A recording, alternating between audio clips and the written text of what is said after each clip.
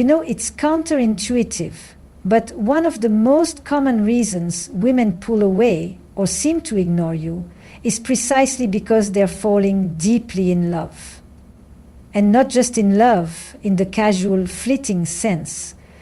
I'm talking about that kind of love that threatens to reshape her inner world, the kind that stirs up everything, her past, her fears, her hopes, and her entire sense of self. When that level of emotion is awakened, something fascinating, and frankly very human, begins to happen. She doesn't move toward you with open arms. Instead, she withdraws, not always physically, not always with obvious coldness, but emotionally, energetically. She becomes quiet, uncertain, even distant.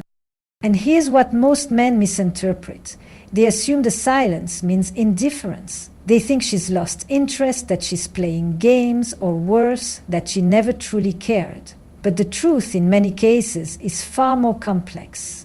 Women, unlike the cultural stereotypes we so often assign them, are not always expressive when it comes to matters of real emotional depth. In fact, when something touches a core place in them, when they feel real transformative affection, the reaction isn't always to run toward it. Sometimes it's to step back, to retreat into themselves, not out of malice or manipulation, but out of sheer emotional overload. Let's pause here, because this is critical. Emotional overload is not weakness. It's not drama. It's not dysfunction. It's actually an indicator of depth, that what she's feeling is real, but when something feels real, it can also feel incredibly risky. Love, at its core, is a surrender of control. And for many women, especially those who are self-awareness, ambitious, or have experienced past emotional wounding, surrendering control doesn't feel safe. It feels terrifying. Because love, for all its poetry, is also deeply vulnerable. It opens up the possibility of being rejected, unseen, or even worse, deeply known and then still left. So what does she do with that fear? She doesn't articulate it, she withdraws. Maybe she texts less. Maybe she seems more distracted when you're together. Maybe she creates distance where there was once closeness. And you, understandably, get confused. You were making progress. Things were flowing. The connection was undeniable. And now, silence. But if you look beyond the surface, what you're seeing is not rejection. What you're seeing is her nervous system regulating itself. Her silence is her pause, the space she needs to make sense of the gravity of what she's feeling. Esther Perel often speaks about the tension between the need for security and the need for freedom in romantic relationships. And this tension lives within each of us. For many women, especially those who've worked hard to become emotionally independent or self-sufficient, falling in love can feel like a threat to their autonomy. Love, after all, doesn't come with a contract. It doesn't guarantee permanence. It's not logical, it's not measurable. And so, when it floods the system, it can provoke something primal, a survival response. Will I lose myself in this? Will I be heard like before?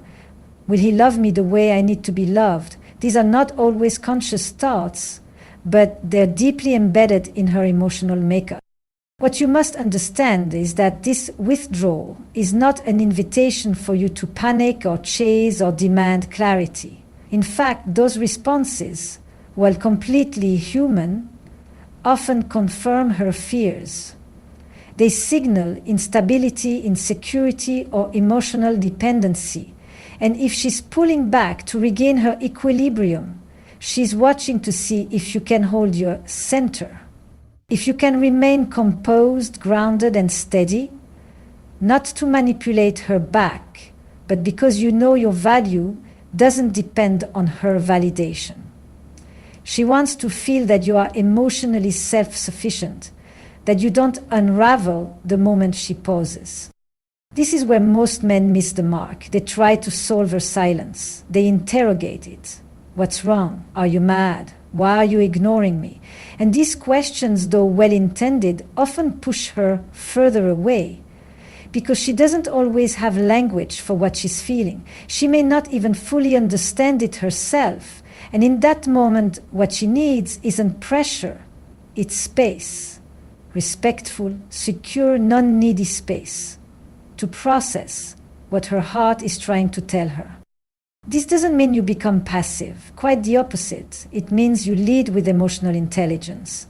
You stay attuned without becoming reactive. You let her know you're there, that you see her, even in her silence, but you don't demand that she explain something that is still being formed within her. Because here's the truth. When a woman is deeply in love and goes quiet, it's often not because she's leaving, it's because she's deciding how deeply she wants to enter. She's not walking away. She's standing at the edge of something enormous, asking herself whether she's ready to jump.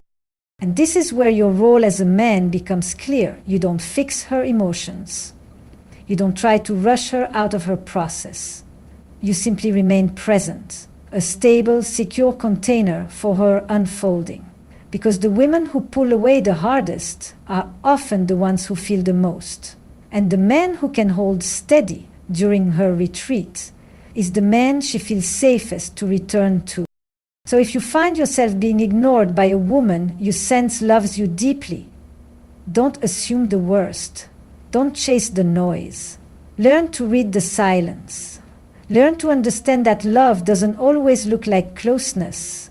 Sometimes it looks like quiet, like stillness, like a storm brewing beneath the surface. And if you can be patient, if you can stay grounded, that storm often brings rain. And rain, as we all know, is what makes things grow. Let's talk about something that most men miss entirely when they find themselves confused by a woman's sudden distance. Her energy is reading yours. When a woman begins to ignore you, especially when there's already deep emotional investment on her part, it's not always about her pulling away. Sometimes it's about you and how you respond to her silence. This isn't manipulation, it's not a game, it's something far more subconscious, far more instinctual. At her core, what she's trying to feel, perhaps without even knowing it, is the answer to a single question. Can you hold your center when I step away? There is a fundamental psychological dynamic at play here that echoes through many of Esther Perez's insights. The idea that attraction doesn't exist in constant closeness. It exists in polarity, in tension, in the space between. And when a woman feels emotionally close to a man, her feminine energy often desires to test the ground it's moving toward. That test isn't always verbal. In fact, it rarely is. It's energetic. She wants to know if the man she's opening her heart to remains a sovereign individual, emotionally stable, grounded in himself, not dependent on her attention for his identity or worth. So what does she do? She pulls back. She doesn't return a text, she acts disinterested, she seems suddenly distant, even cold. And for many men, especially those who lead with their desire for connection, this behavior feels like abandonment. Their instinct is to reach out, to seek reassurance, to close the gap. But here's the paradox. In doing so, they often trigger the very dynamic they're trying to avoid. They show her, through their emotional reactivity, that they are not steady in the storm, that their peace depends on her validation. Now, understand this, she's not doing this to punish you. She's not intentionally testing you like a parent tests a child. It's not that calculated. What she's doing is far more organic. She's observing how your emotional system behaves without her anchoring it. Because the truth is, if she's falling in love, if she's considering building something real with you, she needs to know that she can trust your energy, that you can self-regulate, that your masculinity doesn't collapse under the pressure of feminine ambiguity. This is where the deeper work of the masculine comes in, the work that goes beyond surface-level dating advice, the work that asks you to confront your own nervous system, your own fears of abandonment, your own attachment wounds. Because what you're really being asked in those moments is, can you stay rooted in your own emotional sovereignty when the woman you desire steps into uncertainty? Can you allow her freedom without spiraling into self-doubt? Can you hold space, not through force, not through silence as retaliation, but through genuine self-possession? And let me be clear, holding space doesn't mean doing nothing. It doesn't mean emotionally disconnecting or pretending not to care. It means being able to remain emotionally available without being emotionally dependent. It means knowing your worth so deeply that you don't require her proximity to feel it. You're not avoiding your feelings. You're just not making her responsible for regulating them. And that distinction, that boundary, is what separates reactive men from grounded ones. A woman senses this intuitively. She may not be able to articulate it in the moment, but she can feel the difference between a man who needs her to complete him and a man who welcomes her but doesn't rely on her to feel whole. The first creates pressure, the second creates freedom. And in that freedom, her love becomes voluntary, not obligatory. And that's where real connection begins. Now you might be asking, but why does she need to test that? Why not just trust me? The answer is both psychological and evolutionary. Women, especially women who are emotionally intelligent, self-aware, and looking for long-term connection, have a deeply wired need to feel safe in their emotional vulnerability. And safety isn't just physical protection, it's emotional containment. When a woman feels that your emotional world is chaotic, that you need constant reassurance, that your highs and lows are dictated by her mood or availability, she doesn't feel safer. She feels burdened. And love, when it starts to feel like a burden, begins to fade. So when she pulls away, that's your moment, not to chase, not to beg, not to perform, but to lead silently, energetically, through your presence. That's when you show her that your masculinity is not fragile, that your emotional well-being is not outsourced, that you're not trying to pull her back through force, but rather holding space for her to return freely if and when she's ready. This isn't about strategy. It's not about reverse psychology. It's about embodying the kind of emotional resilience that invites trust. And trust in a relationship is everything. Without it, there's no intimacy, no depth, no real connection. Trust isn't built by words. It's built by how you respond in moments of emotional contraction.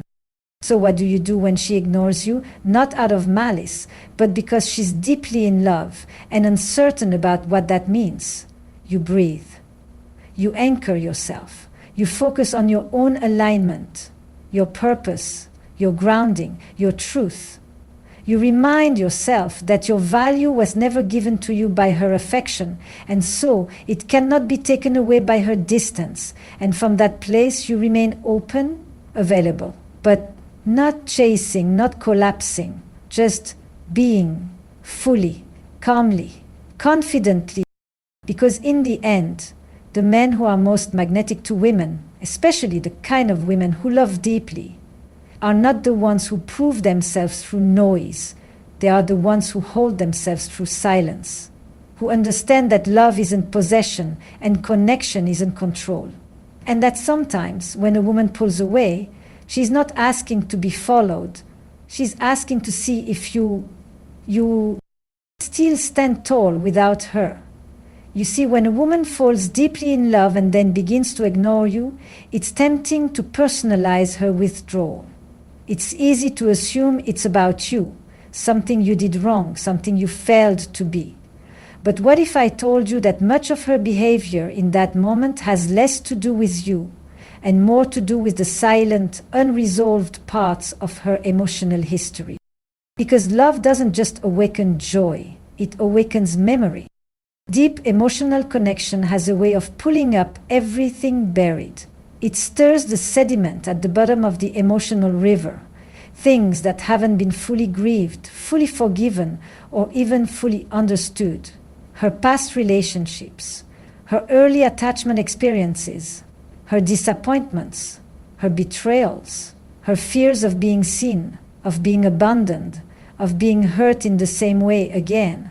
And when that past is unresolved, even if it's distant or dormant, the intensity of present love can trigger a defense system that's ancient, automatic, and completely subconscious.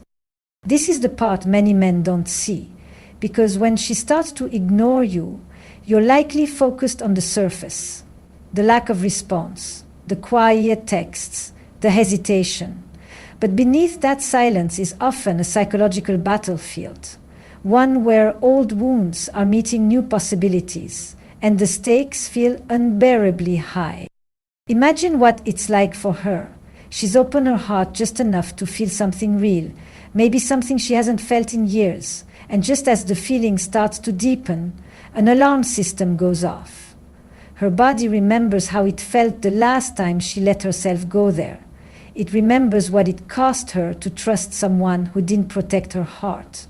It remembers the confusion of being emotionally invested in someone who couldn't hold space for her complexity. And so, rather than face the possibility of reliving that emotional pain, she retreats. Not because she doesn't love you, but because love reminds her of what hurt the most. This is why silence often isn't distance, it's protection. A defense mechanism honed over time, designed to shield her from further vulnerability. She learned at some point that when emotions get too strong, silence is safer than speech. Silence is safer than closeness. Indifference, or the performance of it, is safer than the real, raw exposure of desire. And this isn't a sign of emotional immaturity. This isn't about games or manipulation. This is often the result of deep emotional intelligence colliding with deep emotional pain. Because a woman who has done some inner work knows that real love can dismantle your defenses. And if she's not sure she can rebuild herself after another collapse, she will do whatever she must to guard her emotional architecture, even if that means turning away from the very thing she wants most. This is the paradox of intimacy. The closer we get to someone, the more it threatens the defenses we've built to survive without closeness. And this is especially true for women who've had to become emotionally self-reliant. Women who've had to mother themselves, regulate themselves, console themselves. Love for these women doesn't just feel good, it feels destabilizing because it threatens their hard-earned autonomy. It awakens their most profound fear, that being close to someone again might cost them their emotional safety. And here's where your role becomes incredibly important, not as her savior, not as her therapist, but as a man who can recognize that when she pulls away, she's not rejecting you, she's confronting herself. And in that moment, the question isn't how do I fix her or how do I get her back? The question is, can I stay present without demanding resolution? Can you make space for her uncertainty without rushing to end it? Can you hold compassion for the parts of her that are afraid to love, not by explaining them away, but by respecting their intelligence? Because make no mistake, fear in the face of love is not irrational. It is deeply human. And for women who love profoundly, that fear is often rooted in experience, not insecurity. This is why your presence matters. Because when she withdraws due to past wounds, she's looking, even unconsciously, to see if you'll mirror the behavior that hurt her, or if you'll embody something different. She may not articulate it, but she's watching. Will you become reactive, clingy, demanding, just like the man who couldn't handle her complexity? Or will you remain grounded, open, and receptive, the way she's always wished someone would be? This isn't about passing some emotional test. It's about being the kind of person who understands that love isn't always linear, that people don't always respond to intimacy with more intimacy, that sometimes they respond with fear, with silence, with distance. Not because they don't feel the connection, but because they do, and they're terrified by what it could mean. And if you can meet that fear with maturity, if you can meet that silence with steadiness, if you can meet that retreat with respect, you offer her something rare. Not pressure, not pursuit, but presence. And that presence becomes healing, not because it solves her wounds, but because it refuses to exploit them, because it allows her the dignity of her own process while letting her know she's not alone in it. So when she ignores you, don't rush to interpret it. Don't jump to conclusions. Pause, reflect, and ask yourself, what might she be protecting? What fear is being activated in her by the depth of our connection? And can I stay calm, patient, and steady while she works through that fear in her own way, in her own time? Because the truth is, sometimes love doesn't move forward in a straight line. Sometimes it spirals, it pauses, it detours through the territory of old pain before it can land in the safety of something new. And if you can hold space for that spiral, if you can meet her defenses without activating your own, you create the conditions where real intimacy can finally take root. There's a subtle dance in every intimate relationship, especially in romantic ones, where attraction isn't built solely through affect, action, or shared values, but through tension, not the kind that leads to conflict or anxiety, but the kind that awakens polarity. That invisible space between two people where desire lives, breathes, and grows. And this is where many men get confused when a woman they are deeply connected to suddenly pulls away. What they see as disinterest is often a subconscious attempt by the woman to restore the very tension that creates attraction in the first place. Let me explain this more clearly. When a woman is in her feminine essence, and I'm not talking about gender roles here, but about energetic orientation, she doesn't just want closeness, she wants polarity. She wants to feel the pull, the magnetic field between your masculine clarity and her emotional depth. And when a relationship becomes too emotionally fused, too smooth, too predictable, she may instinctively create distance, not because she doesn't care, but because she wants to feel again.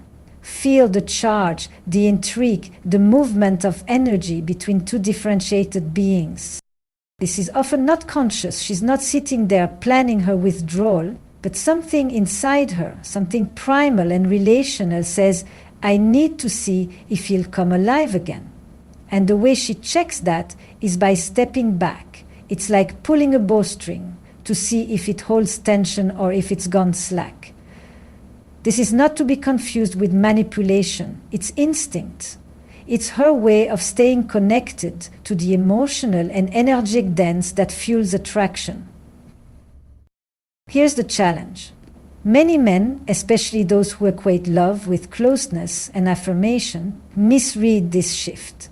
They experience her withdrawal as a problem to fix or a sign of fading love, and their instinct, very understandably, is to rush in, to reassure, to seek connection, to try to get back to the emotional high they felt before she took a step away.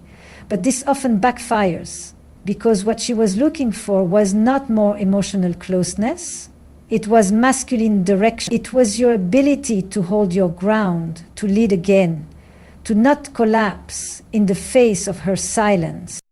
Now think about this from a psychological lens. For many women, especially those who live in a world that constantly demands they be emotionally responsible, for others, for themselves, love can start to feel like another weight to carry.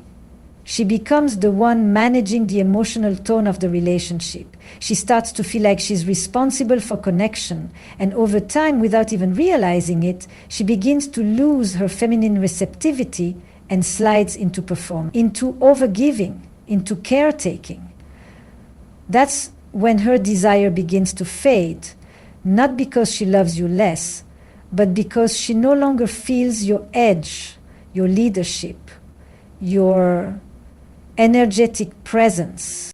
So when she pulls away, when she seems distant or emotionally unavailable, It's often a recalibration, a rebalancing. Her feminine self is craving you. The version of you that isn't anxiously attached to her response. The version that doesn't need constant access to her emotional world to feel secure. She's looking for the man who can meet her depth, not by drowning in it, but by standing still in it. That is where the charge returns. That is where polarity is reignited. It's important to say this. Feminine energy thrives in feeling. And to feel, she sometimes has to create distance, because closeness without depth can become dull. Predictability without spontaneity can feel suffocating. She needs your mystery. She needs your strength, but not the kind of strength that dominates or controls.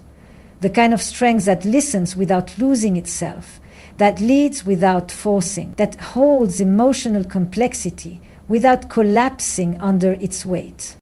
This is why chasing her, pleading for connection, or reacting to her distance with emotional volatility rarely works. It might momentarily pull her attention back, but it doesn't reawaken desire. It doesn't restore polarity. In fact, it often does the opposite. It confirms her suspicion that she's the one holding the relationship up emotionally, and that realization pushes her even further away. So what can you do when she creates space? You meet her silence not with panic, but with presence. You don't match her withdrawal by retreating in hurt pride or punishment. Nor do you chase her back out of desperation. You simply return to your center, to your purpose, to your grounded energy, to your clear vision, and from there you remain open, available, and self-possessed. This is not about being stoic or unfeeling.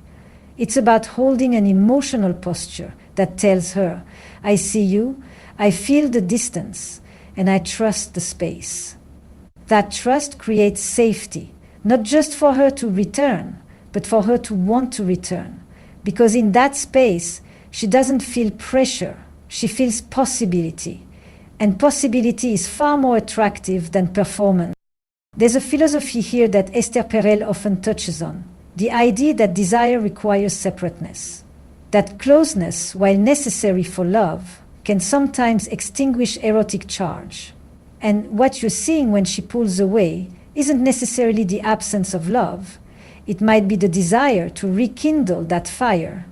And to do that, she needs to feel you as an autonomous, emotionally grounded presence. She wants to feel that she's moving towards someone who's not just available but alive in his own energy. That kind of man doesn't beg, he doesn't push, he doesn't vanish. He stays rooted and open, and that presence is what calls her back. So when you find yourself in that moment, when the calls slow down, the text becomes shorter, the warmth gives way to coolness, don't jump to conclusions. Don't assume it means she stopped caring. Instead, ask yourself, am I still holding my edge? Am I still leading with intention, or have I become passive and expectant?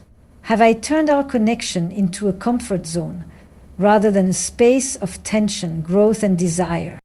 These are difficult questions, but they're essential ones, because the truth is, love may be unconditional, but attraction is not. It depends on dynamics, on energy, on movement. And if you want to keep a woman's attention,